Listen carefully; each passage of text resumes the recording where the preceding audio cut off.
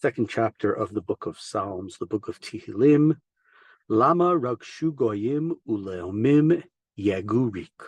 Why do the nations assemble and people plot make all sorts of plots for no reason, empty plots? They will be in vain. Now, it's not clear as to how and why this psalm was authored. We'll see it's about governments and whatnot. It was something that King David maybe wrote when he was first inaugurated. There's no clear answer. Let's continue. Yityatzvu malchei eretz uroznim, nostu yachad al Adonai v'al Mishicho. Kings of the earth take their stands, and regions, they wander together against God, against his anointed, right? So they're going after, the nations of the world are complaining about God, about his anointed. Anointed, Mashiach doesn't mean, the future Messiah. Could mean anybody who was anointed, in the sense that Aaron was anointed as the high priest. It's not referring to a priest. We'll see it's referring much more to kings. King David, of course, was anointed. His son Solomon was anointed. So it's not necessarily Mashiach. Doesn't mean the future Messiah. Ninatka et mosrotemo v'nashlicha mimenu avotemo. Let us break the cords of their yoke. Let's shake their ropes from us. Right? There's the nations complaining. Yoshev bashamayim yischak Adonai yil'ag lama. Who's enthroned in heaven's lap? The Lord mocks them, mocks at what they are doing. So, right, this is seemingly, this verse 4, right? The nations are saying, the Goyim, the Gentiles, will call this the nice word, Gentiles, we'll call them the enemies of Israel, are complaining about the status of Israel, let's say. And God is sitting in the heaven and mocks them because their plans are in vain. And then verse 5, Az yedaber elemo ve'apo uvecharono yivhalenu. Then he is God, speaks to them in anger, terrifying them in his rage. He's going to terrify them based upon, God is supreme. Va'ani nasachti malki al Zion har kachi. But I have installed my king on Zion upon my holy mountain. Right? God is saying, you guys are complaining about me. You're complaining about the government. Why have you gathered together? You want to speak to me. You want to see, this is my king. This is the person who I have, who is representing me in a sense on earth, which is a terrible, but a very demanding challenge to the king of Israel, whether it be David, whether it be Solomon, whomever it might be. And think to a certain extent, it's a little different, I think very different than royalty, but in the dynasty of King David and Jewish kings. But think about the royal family in Britain. I don't think now, but for generations, centuries, there were royals, probably not just England, pointing to the royal family, and certainly other places, who believed that they were divinely given this, that there was something special about them. And therefore, they're the ones who were given the leadership over their country, their monarchy. Well, if that's the case, if you're the representative of God, there are a lot of demands. There are a lot of challenges. There's a way you're supposed to behave, which there's not comments about the royal family, which oftentimes kings and rulers do not necessarily follow. We'll massage it a little bit. Okay, God says, I placed my king there. Continue verse 7. Asapra el chok Adonai amar elai b'ni ata ani hayom yilditicha. So let me tell of the decree. God said to me. So now this is right. This is maybe, if we say, understand this being David who's writing this.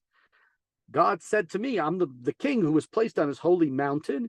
You are my son. I have fathered you this day. As I'm sure you can imagine, this verse, this chapter, is one that is favored and loved by the Christians, right? So the father-son. But we know, of course, the father-son relationship God uses many times, and God, in fact, basically says this to Natan, right? I've taken you to tell David, I've taken you for the pasture. I'll be a father to you, right? So this would not be the first time that God made such a statement about David. So whether it's David, whether the responsibility of the king, the others don't like it, You think you're going to plot against my king, against my people, God says? That's in vain. This is my king. This is my representative. Continue verse 8.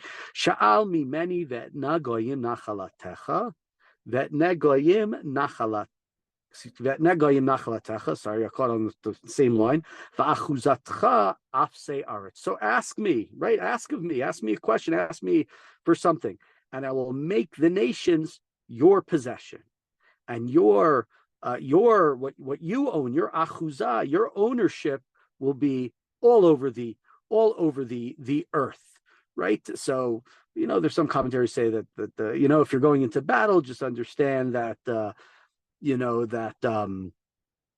that God is on your side, and that's why you're going to win the battle. There are others who say, parents give their children, they say in the language of the Psalm, fathers give their sons, but we'll say parents give their children their inheritance. So I am the parent, I am God. I'm saying to you, we'll say Solomon, you are the son, just ask me for it, and I will give you the inheritance. You will have everything. It's not what Achashverosh says to Esther. I'll give you I'll give you up to half the kingdom. He says, I'll give you everything, presumably. Verse 9, Pasuk Tet, Tiro aim bashevet barzel, kekli yotzer tinapseim. You can smash them with iron vessels. You can shatter them like they were simply pottery, right? You shatter pottery, you can't put it back together. It's destroyed. We did have a chapter like that back in Yirmiyahu about trying to put the pottery back together, indicative of the nation being destroyed. Yirmiyahu was trying to say, talk about God being the potter as part of the reason why that was said there, and part of the reason, we can understand it here. Right? You can't put the pottery back together. It doesn't work once it's smashed. Va'ata melachim haskilu hivasru shoftei aretz. So now, kings, be careful, be smart, be prudent, and accept the discipline, right? Don't act the wrong way. So is this being the Jewish prophets, as some of the commentaries say, who are saying to the Jewish kings or to the other kings? Most understand the other kings, that they need to use discipline. They need to be smart. You are given this governmental responsibility to lead people. Don't abuse your power. Don't use your power to plot with your neighbors to attack my people, the people of Israel. That, of course, has never happened historically, right? You need to. This is a lot of this chapter. It's difficult to understand exactly the context, the background, why it's being said. But one of the themes here, maybe the major theme, is God has made kings. God has decided who's going to rule the world, which I think was more of a belief back in the biblical period. I think there's still Haredim, ultra-Orthodox Jews who believe such things. I think many others do not. God behind the scenes has given us much more latitude to run the world, and therefore the responsibility that comes to them. And based upon this, we have probably the most well-known verse in this chapter, outside of the number 7 for the Christians: Ivdu et Adonai b'yirah v'gilu b're'ada. Serve God with awe. Yirah can mean fear. They're sort of understood in traditional Jewish life that there's sort of 2 levels of what we'll call yirah. The lower level is fear. I fear you. The higher level is I don't fear you. I'm in awe of you. You're so great. I'm not scared I'm not going to listen to you because I'm scared of what you're going to do to me. I'm going to listen to you, God or parent or whomever, because you are so incredible. I have such awe for you that I'm going to serve you.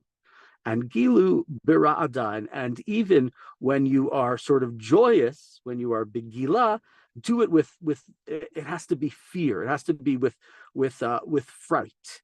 So is this specifically the leaders who can overtake their really have the ability to absolutely rule absolutely, absolute rule absolutely? Is this them who it's being said to? Is it said to, in a sense, David saying it about himself later on in life, where he takes advantage of his position, the affair with Bathsheba and the killing of her husband? But serving of God, you could rejoice with trembling. So this is a chapter, and we have this, they're questions, and that's part of the, we have a lot of different Tehillim. We have statements, Ivdu et Hashem b'simcha. We know that say we should love God with joy. There are places that talk about loving God with joy, and there are places like that say that here. This is a chapter that's more about fear, trembling, be scared.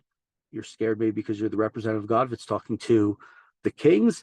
Of course, historically in the Jewish literature, we've taken this phrase and made it personal, not just for the king and the ruler, but serve God in awe.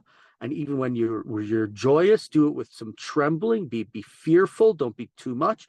So it can be for everybody.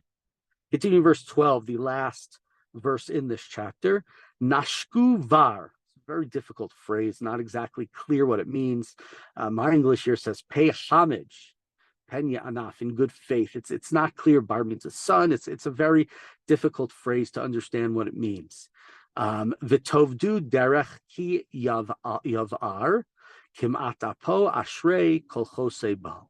So you should pay God, pay homage to God, so he's not angered, and this way you will not suffer, right? Because his anger can just take a moment, can just be momentary, kimat apo, could just be a small bit of time, and then praiseworthy are all those who take refuge in God. Ending the chapter with the Ashrei, as we said yesterday, those who say that even though the themes are very, very different, yesterday all about the righteous person who remains righteous, who is not amongst the wicked, who has these people who can pull him in, but he doesn't go to the Atzat Rishaim, he doesn't join the wicked folk, and instead he stands strong and firm, and therefore he will be strong and firm, and his tree is compared to a tree. This is not about the individual. It seems like it's much more about a king. It's a king in a sense in a relationship with God. And is it the Gentile kings? Is it the Israelite king? Part of it is the Gentile kings, the non-Jewish kings speaking. Some of it is the Jewish king talking about himself, how God has placed him there. So it's a challenging chapter to understand exactly what the meaning and what the sort of the main takeaway is. But if we look at one specific verse, really this is a chapter, and we'll see again different things. This chapter is much more about fear of God. This chapter is much more is fearing God. And one other aspect, right, is that sometimes things they're scared, there's fear, the nations are coming to attack. Is the beginning of the sense they're gathering together, but God has chosen his Messiah, his King, his Mashiach, and God will protect the Jewish people, you could say, in a sense, if they behave properly, would be back in the context of the Old Testament, the biblical time. So challenging chapter. We'll see a lot of them are going to have these challenges and difficulties of getting them because the backdrop, what they're referring to, potential different meaning, words that are unclear exactly what they mean. We'll see much of this, but this is a book, and our inspiration today is right. Ivdu at Hashem, what was it? Vigilu bira'ada, tremble, rejoice with God, but tremble a little bit.